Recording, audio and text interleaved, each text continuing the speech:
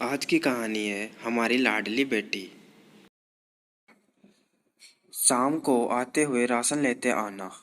और हाँ, मुन्ना के स्कूल में फीस भरनी है, उसके लिए पैसे देते जाओ। बीवी की इस मांग पर जेबें उल्टी करके दिखाने के सिवा बड़े के पास कोई दूसरा उत्तर नहीं था। माथे पर चिंता की शिकनों के साथ सवेरे ने तो बड़े भाई अपने काम पर निकल गया। लेकिन उस शाम उसने पूरे परिवार के सामने इस आर्थिक संकट को दूर करने के लिए एक प्रस्ताव रखा। क्यों न हम उस प्लाट को बेच दें जिसे बाबूजी ने लक्ष्मी को शादी में देने के लिए खरीदा था। बेटी को दी हुई चीज वापस नहीं मांगते, पाप लगता है।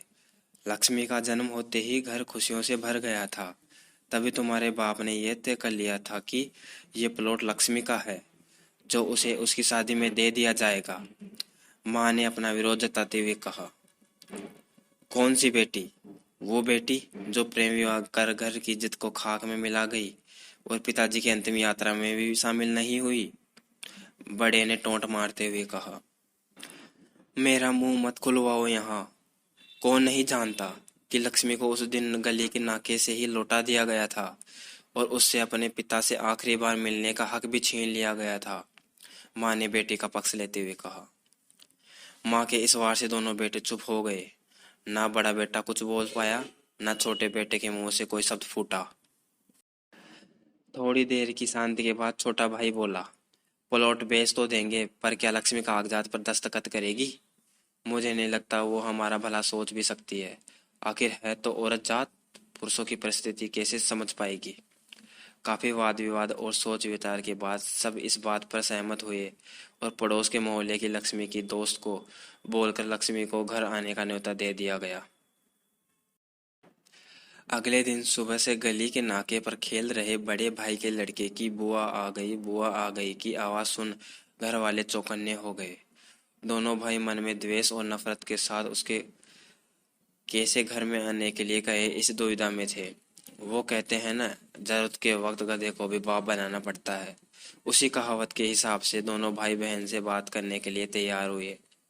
दरवाजे पर जब बेटी और दामाद ने पूरे 7 साल बाद कदम रखा तो माँ की आंखें भर आई और दोनों को बड़े प्यार से घर के अंदर लेकर आई। बेटी और दामाद भी माँ का इतना स्नेह देकर भाव विभोर हो गए। शाम को साथ में बैठे बेटी दोनों बेटों और दामाद के आगे हिचकिचाते हुए माँ ने ही प्लाट का मुद्दा उठाया। लक्ष्मी को थोड़ा अंदेशा था कि कोई बड़ी बात होगी।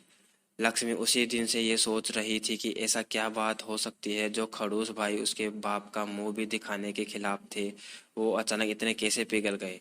लेकिन अब उसको सारी बात समझ में आ गई। लक्ष्मी ने तिरछी नजर से पति की तरफ देखा तो वो बोल पड़ा। देखिए माँ जी, शादी से पहले जो कुछ मांग आपका था वो आप ही का रहेगा। न उस पर मेरा या लक्ष्मी का कोई हक था, न है, न भविष्य में हक मांगेंगे। इसलिए आप निश्चित होकर उस प्लाट के साथ जो करना है कीजिए। आप जहाँ कहेंगे हम वहाँ साइन कर देंगे। सुबह से अपने जीजा से नजरें चुरा रहे दोनों भाइयों ने अब अपने जीजा को अच्छे से देखा।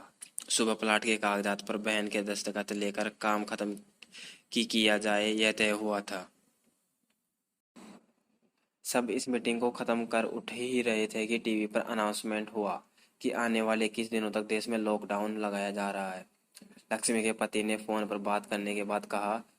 अब हम क्या करेंगे लक्ष्मी? कल की बस भी रद्द हो गई है और 21 दिनों तक कोई बस नहीं है। हम तो फंस गए। इस खबर से दोनों भाई बहुत निराश हो गए, क्योंकि एक तो उनकी आमदनी कम थी और दोनों लोगों का और खाने पीने का बोझा बढ़ गया था। लेकिन माँ अंदर ही अंदर खुश थी, क्योंकि इतने बरसों बाद घर वापस लौटी बेटी इसी बहाने कुछ दिन आराम से उसके साथ रह पाएगी।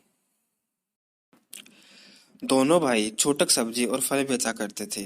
कुछ दिनों में ही लॉकडाउन के चलते और कोरोना वायरस के चलते लोगों ने उनसे सब्जियां और फल खरीदने बंद कर दिए। पहले से खराब उनकी आर्थिक स्थिति और ज्यादा खराब होने लगी और वह मन ही मन लक्ष्मी के कदमों को अशुभ मानने लगे। बहन और जीजाजी से उनकी यह हालत छुपी नहीं थी। लक्ष्मी के कहने पर उनके पति ने दोनों भाइयों की सब्जी और फल की रेहड़ियों पर लोहे की रॉड और जालियां फिट कर दी। बाजार जाकर दोनों के लिए केप, हाथों के दस्ताने और थोक के भाव से सब्जी और फल खरीद लाए। दोनों की रेहड़ियां अच्छे से तैयार कर फल और सब्जियां ढककर दोनों भाइयों को टोपी और दस्ताने देकर जीजाजी ने उनसे कहा, एक बार इस तरह से धंधा करके देखो, शायद आपका मुनाफा बढ़ जाए। थोड़ी आनाकानी करने के बाद दोनों भाइयों ने जीजाजी के समझाए अनुसार धंधा शुरू कर लिया। 2-3 दिनों बाद ही कोरोना से घबराए लोग अब ढकी हुई फल और सब्जियां और दस्ताने और सेफ्टी का ध्यान रखने वाले से ही फल और सब्जियां खरीदने लगे। इस तरह समझदार दामाद की वजह से धीरे धीरे दोनों भाइयों का धंधा अच्छा चलने लगा और उनके घर का गल्ला जो पहले खाली हो रहा था अब धीरे धीरे भरने लगा। माँ जैसे अपने मरे हुए पति से मन ही मन संवाद साधने लगी। देखो जी, आपकी लक्ष्मी सच में लक्ष्मी है। उसके पांव घर में पड़ते ही घर खुशियों से भर रहा है।